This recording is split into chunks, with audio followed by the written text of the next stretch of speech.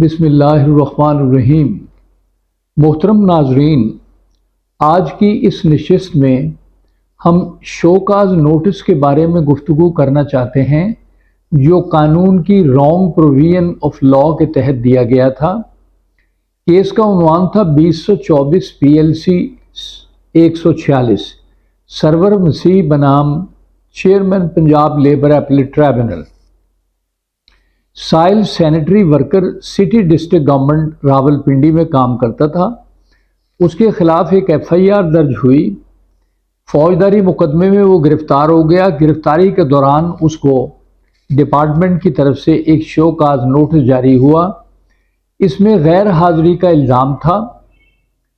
اس الزام سے اس کو برطرف کر دیا گیا۔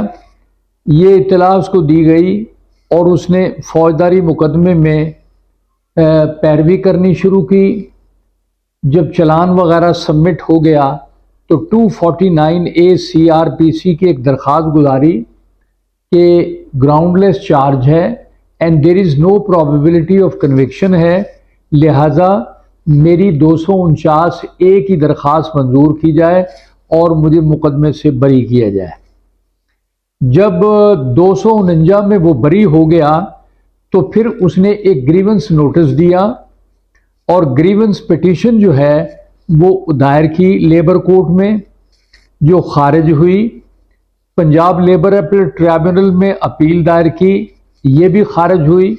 دونوں عدالتوں نے شو کاز نوٹس کو کنسیڈر نہ کیا گیا۔ یہ پنجاب امپلائیز END رول 2000 کے تحت جاری ہوا تھا، جبکہ کیس دائر ہو رہا ہے پنجاب انڈسٹریل ریلیشن ایکٹ 2010 کے تحت یہ دائر ہوا۔ شو کاز نوٹس کو اگر قانونی طور پر غلط پروویژن کے تحت دائر کیا جائے تو ملازمت پر بحالی جو ہے وہ یقینی ہوتی ہے اگر وہ بندہ فوجداری مقدمے میں اس کی بریت ہو جائے۔ فوجداری پروسیڈنگ اور ڈپارٹمنٹل پروسیڈنگ دونوں علیحدہ علیحدہ ہوتی ہیں irrespective of the result۔ اب یہاں فوجداری سے تو وہ بری ہو گیا، لیکن ڈپارٹمنٹل ایکشن میں اس کے خلاف انہوں نے اس کو وہ کر دیا، ڈسمس کر دیا۔ اس کو جو نوٹس دیا گیا تھا وہ پنجاب پیڈا ایکٹ یا پنجاب امپلائیز END رول 2000 کے تحت دیا گیا تھا، اور اس کو نہ سٹینڈنگ آرڈر میں کنورٹ کیا، نہ انڈسٹریل ریلیشن ایکٹ 2010 میں کنورٹ کیا، لہٰذا اس میں لمیٹیشن کنسیڈر نہیں ہوتی۔ سٹینڈنگ آرڈر آرڈیننس جو ہے یہ 1968 کا ہے۔ وائڈ آرڈر کے خلاف کوئی لمیٹیشن نہیں ہوتی۔ اس کے لیے 2 ججمنٹ دی گئی ہیں، 2007 SCMR 737 اور 2021 PLC CS نوٹ 110۔ ان کو کنسیڈر نہیں کیا گیا۔